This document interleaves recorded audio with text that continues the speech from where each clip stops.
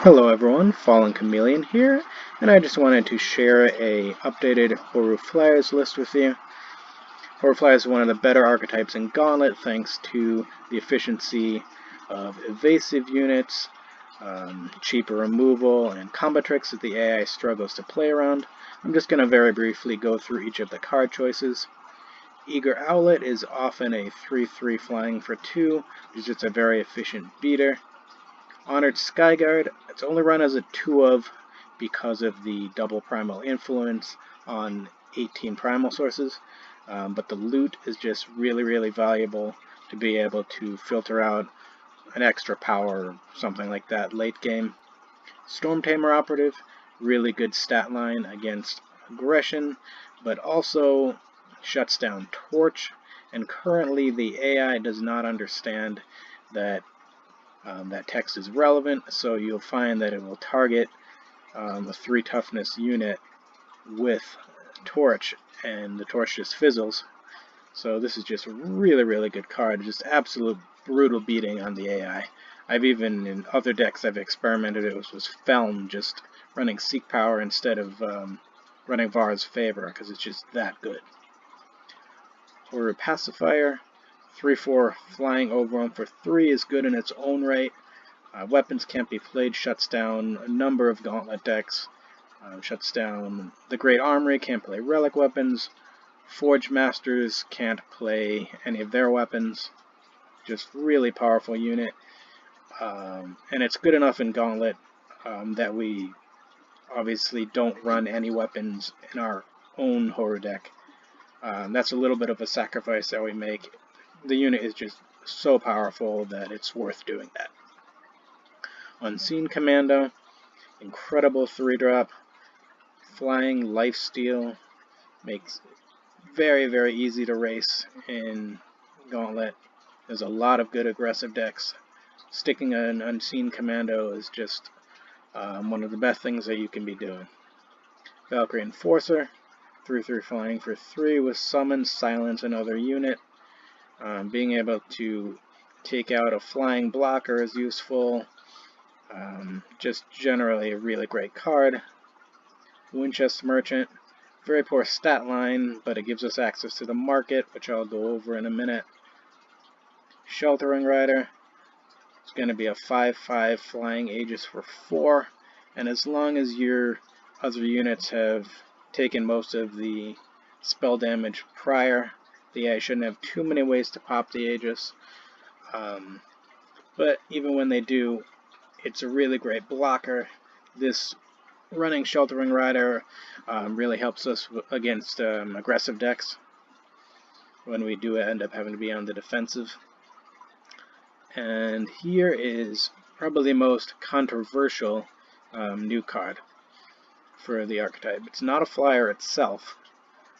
Aniyah Arctic Sheriff, 4/3 for 5 was Pledge. The Pledge means that in their opening hand, you can play it as a Sigil.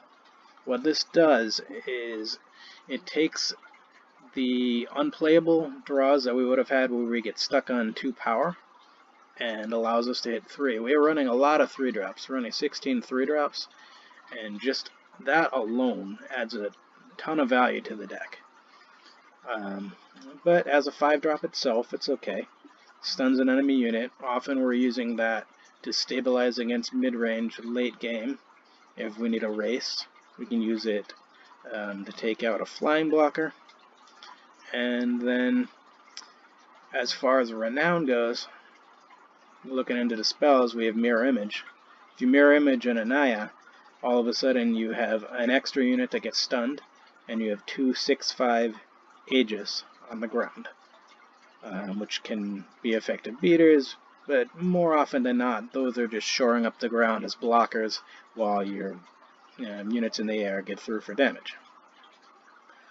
Finest Hour is pretty much the gold standard as far as combat tricks. AI will not play around any kind of spell buff. Vanquish takes care of Titans, other troublesome units. Permafrost is just great cheap removal. And here's the market. Hooru Banner, making sure we had power drops. Reinvigorate to break stun. Vanquish, again, killing Titan or other large threats. Shelterwing Rider. This is pretty much the most commonly pulled market card. It lets us Winch's Merchant on 3 into Shelterwing on 4. Amilli is another viable option if we need an additional unit. And then last is just a power base. 7 Justice Sigil, 7 Primal, 4 Crest, 3 Banner, 4 Seat, and 2 Crownwatch Standard. So 27 power is not really enough ordinarily, but thanks to the 4 Aniyahs being Pledge, that actually allows us to cheat a little bit on power. I would have probably run 29 or so ordinarily. But also we're taking advantage, of course, of the fact that the mulligan rule redraws us between 2 to 4 power with equal probability.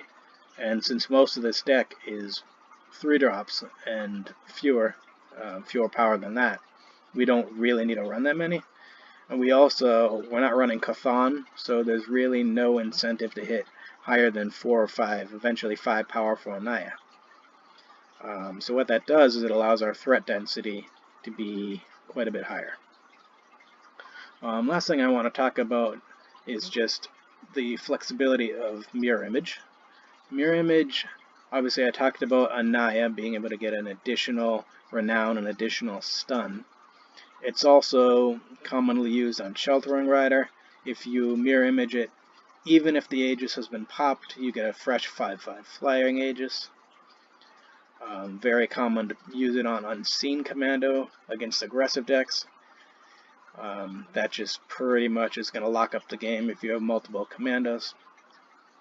Alright, that's it for the deck tech, and here comes the games.